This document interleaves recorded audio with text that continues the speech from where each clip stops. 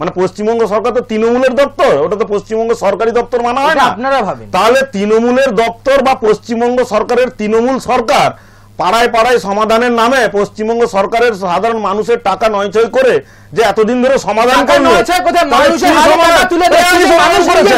তাহলে যদি আজকে কোনো মানুষ যদি স্কিপ হয়ে যায়, কারোর কাছে কোনো কাগজ না থাকে, তাহলে আজ পর্যন্ত সরকারি তহবিল থেকে পাড়ায় পাড়ায় সমাধানের নামে আপনারা তাহলে নাটক করেছেন।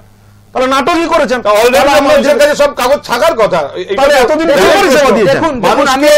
বাড়িতে রেশন পৌঁছে দিয়েছে এই সরকার। 15 বছর ধরে কি পরিষেবা দিয়েছেন? এই সরকার মানুষের কাছে যতটা মানুষের কাছে নিজেটা ডেলিভারি করতে পারে এই সরকার সেই জন্যই পরিচিত। এবং আমরা সকলে জানি যে মুখ্যমন্ত্রীর প্রত্যেকটা প্রকল্প সেই জন্যই তৈরি হচ্ছে যাতে তারা মানুষের ডোর স্টেপে গিয়ে পৌঁছে যায়। তাহলে আজকে কোথাও না কোথাও শুধু ওই সরকারের আজকে গভর্নমেন্ট আইডি তৈরি করার জন্য, হেল্প করার জন্য না, এবং এটাও আমি বলছি এই may I help you camp এই কারণে হয়তো মানুষের কাছে লাগতে পারে, যেখানে আজকে মানুষ কোথাও না কোথাও ভীত সন্ত্রস্ত হলে মানুষের কাছে সেই সাহায্য জায়গাটা পৌঁছে দেওয়া, যেখানে যদি মানুষ কোনো গভর্নমেন্ট আইডি বা কোনো গভর্নমেন্ট ডকুমেন্ট নিয়ে তারা যদি কোনো সমস্যার মধ্যে পড়েন, সরকার তাদের পাশে গিয়ে দাঁড়াবে।